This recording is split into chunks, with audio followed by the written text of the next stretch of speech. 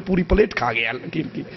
30 برس سے کچھ نہیں کھایا, خادم ششپنج رہ گیا. یہ عجیب بات ہے, ابھی تو میرے سامنے کھیر تناول فرمائی اور فرماتے اتنی مدت سے کچھ نہیں کھایا. بہرحال ادب تھا, خاموش رہا اور دریا پر آ کر کہا جو کہا. دریا نے فوراً ان کو راستہ دے دیا. یہ بریلوی عقیدہ تھا اور یہی عقیدہ فضائل صدقات کے اندر شیخ الحدیث مولانا ذکریہ صاحب بیان کرتے ہیں.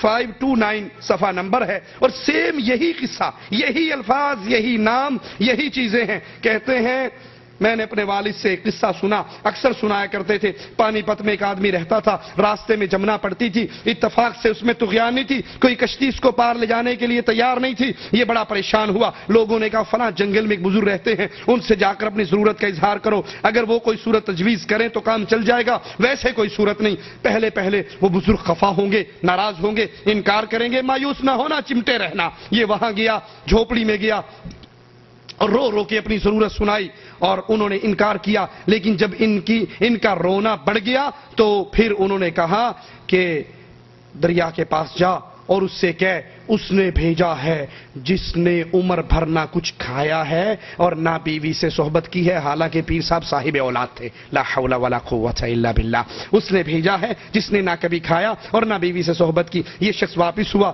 ان سے کہنے کے موافق عمل کیا. جمنا کا پانی رک گیا. اللہ کے حکم سے موسیٰ علیہ السلام کے لیے پانی رکا, کیونکہ دریاؤں پر قبضہ کس کا ہے؟ اللہ کا. اور کہتے ہیں علماء بریلی بھی اور علماء دیوبند بھی کہتے ہیں ہمارے پیروں کا بھی قبضہ ہے. فوراً جمنا کا پانی رک گیا اور جمنا کا پانی رک گیا. یہ شخص پار ہو گیا.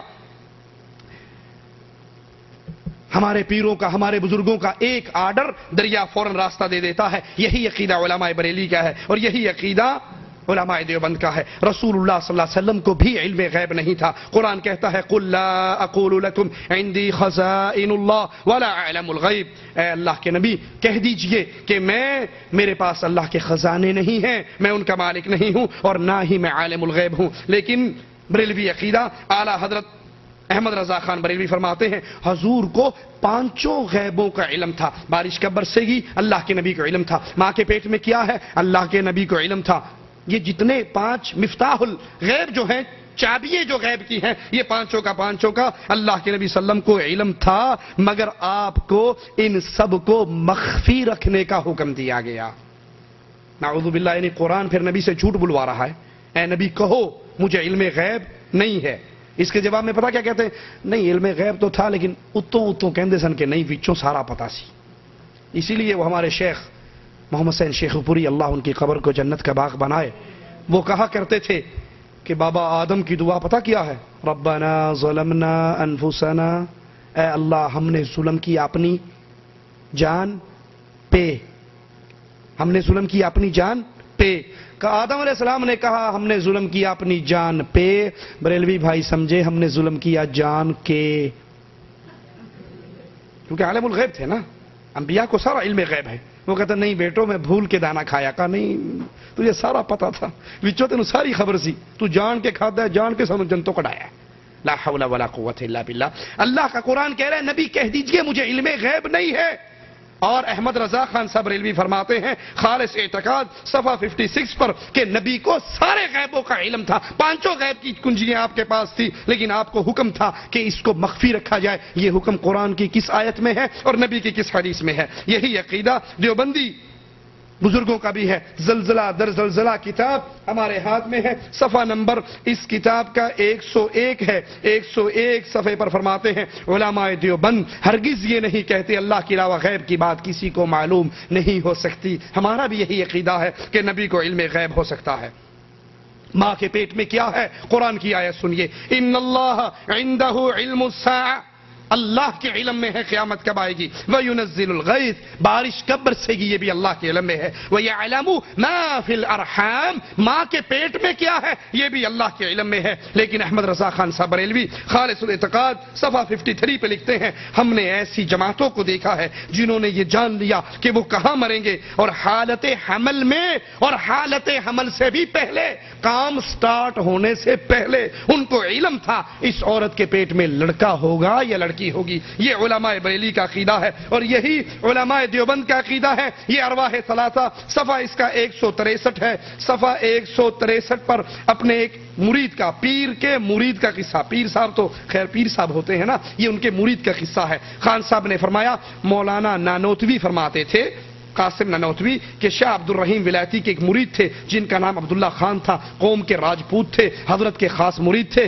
ان کی حالت یہ تھی، کسی کے گھر میں حمل ہوتا، تعویذ لینے آتا تو وہ فرما دیا کرتے تھے تیرے گھر میں لڑکی ہوگی یا لڑکا، اور جو آپ بتلاتے تھے وہی ہوتا تھا. تو کسی نے پوچھا، حضرت جو کہتے ہو وہی ہوتا ہے، آخر وجہ کیا ہے؟ کہا بھائی میں کیا کروں، بچہ اپنی پوری صورت کے ساتھ میرے سامنے واضح ہو جاتا ہے. الٹرا ساؤنڈ فری میں، اب تو 200-300 ریال لگتے ہیں، اور یہ حضرت پورا بچہ نکل کے ان کے سامنے آیا تھا. میں کیا ہوں، میں دیکھ کے بتا دیتا یہ لڑکی ہے اور یہ لڑکا ہے. لا حول ولا قوت الا باللہ. اور قرآن کیا کہتا ہے؟ ما فی الارحام، ماں کے رحم میں کیا ہے، لڑکا ہوگا یا لڑکی، اس کا علم اللہ کے علاوہ کسی کو نہیں ہے. لیکن علماء بریلی کا بھی یہی عقیدہ ہے اور علماء دیوبند کا بھی یہی عقیدہ ہے. قبروں اور مردوں سے فیض ملنے کا عقیدہ علماء بریلی کا بھی ہے اور علماء دیوبندی کا بھی ہے. ایک بریلوی عالم عثمان اپنی کتاب کشف فیوض صفحہ 43 پہ لکھتے ہیں، قبروں کی زیارت کرنے سے نفع حاصل ہوتا ہے، نیک مردوں سے مدد ملتی ہے. زیارت سے مقصود یہ ہے کہ اہل قبور سے نفع حاصل کیا جائے. اور ملفوظات احمد رضا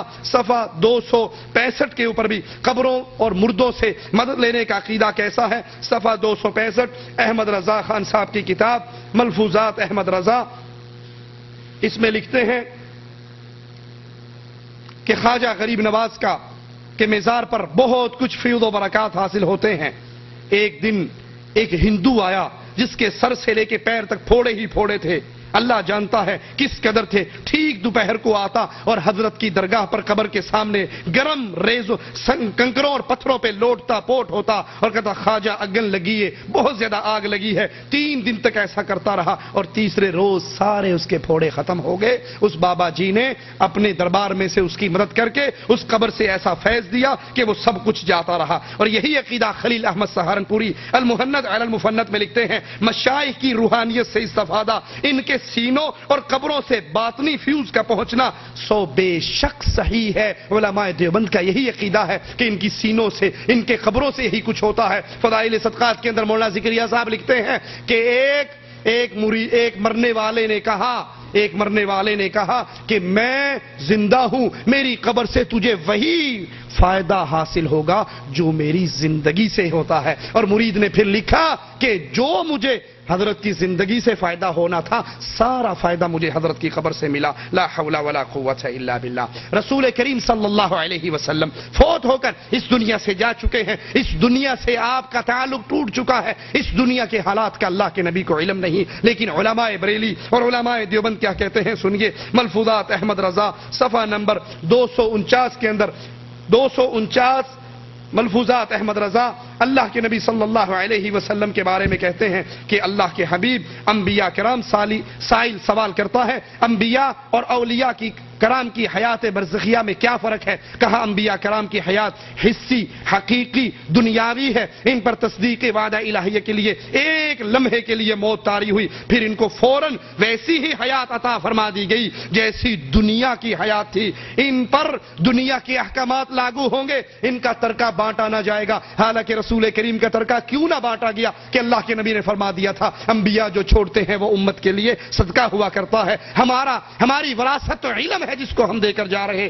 لیکن کہتے ہیں نبی کا ترکہ اس لیے نہیں بٹا کہ آپ زندہ ہیں. ان کی ازواج کو نکاح حرام ہے، ازواج مطہرات پہ عدت نہیں ہے. حالانکہ نبی کی بیویوں سے نکاح اس لیے حرام نہیں کہ نبی کی بیوییں زندہ ہیں، بلکہ اس لیے حرام ہے کہ یہ بیوییں امت کے لیے ماں بن چکی ہیں. اور ماں سے نکاح امت محمد رسول اللہ صلی اللہ علیہ وسلم کو نہ لائق ہے، نہ زیبا ہے، نہ شریعت اس کی اجازت دیتی ہے. بلکہ یہ بدترین عمل ہے اپنی ماں کے ساتھ بدکاری کرنا، جس کو حدیث رسول یوں بیان کرتی ہے سود کا ذکر کرتے ہوئے کہ سود کا سب سے چھوٹا گناہ یہ ہے کہ انسان اپنی ماں کے ساتھ بدکاری کرے. اور یہ کہتا ہے نبی کی بیویوں سے نکاح اس لیے حرام ہے کیونکہ نبی صلی اللہ علیہ وسلم زندہ ہیں، وہ اپنی قبر میں کھاتے پیتے ہیں، نماز پڑھتے ہیں. بلکہ سیدی محمد بن عبد الباقی زرقانی فرماتے ہیں نعوذ باللہ ثم نعوذ باللہ، اس غلیظ ترین عقیدے کو اگر واضح کرنا مقصود نہ ہوتا، اللہ کی قسم میں اس عبارت کو نہ پڑھتا کہ انبیاء علیہ السلام اپنی قبروں میں ان کی ازواج مطہرات پیش کی جاتی ہیں جن سے وہ شباشی کرتے ہیں۔ لا حول ولا قوت الا باللہ، انا للہ و انا الیہ راجعون۔ یہ عقیدہ علماء بریلی کا ہے اور دیوبند